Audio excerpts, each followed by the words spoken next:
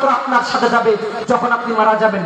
আর সর্বশেষ সাল্লাল্লাহু আলাইহি ওয়াসাল্লাম বলেছেন, আওয়ালাদুন সালিহুন, পৃথিবীর বুকে আপনি এমন একটা নেক সন্তান তৈরি করে দিয়েছেন, এই নেক সন্তান যদি শুধুমাত্র আপনার জন্য দোয়া করে, আল্লাহ এই পিতা এই মাতা অনেক ভুল করেছে, তুমি ক্ষমা করে দাও, শুধুমাত্র যদি একবার আপনার এই সন্তান বলে আল্লাহকে, আল্লাহ রাব্বুল আলামিন এই সন্তানের দোয়ার কারণে যতগুলো দোয়া রয়েছে সবচেয়ে এই সন্তান শুধুমাত্র দোয়া করে সবচেয়ে সেই দোয়া আল্লাহ রাব্বুল আলামিন কবুল করবেন। সম্মানিত উপস্থিতি, কিন্তু আমরা এই তিনটা জিনিস থেকেই মানুষ গাফেল।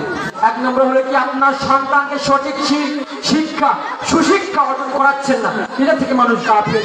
এবং দুই নম্বর কথা হলো সাদাকাতুল জারিয়া, মানুষ যে দান সাদাকা করবে, এই দান সাদাকা থেকে মানুষ গাফেলের মধ্যে রয়েছে। পৃথিবীর বুকে তিন নম্বর মানুষ যে জ্ঞান অর্জন করবে, এই জ্ঞান অর্জন করা থেকে মানুষ গাফেল রয়েছে।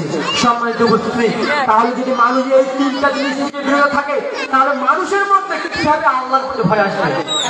আজকে মানুষ তিনটা পোশাক পরবে, কিন্তু মানুষের মধ্যে কোনো পরহেজগারিতা অবলম্বন থাকবে না।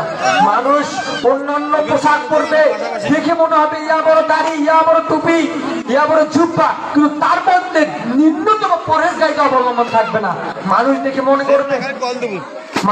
মনে করবে যে তার মধ্যে আল্লাহ রাব্বুল আলামিন যেন আমাদেরকে যে বিষয়গুলো আলোচনা করলাম সেই বিষয়গুলো মানার তৌফিক দান করুন। আল্লাহুম্মা আমিন। এই বলে আমার বক্তব্য এখানে শেষ করছি। আসসালামু আলাইকুম ওয়া রাহমাতুল্লাহ।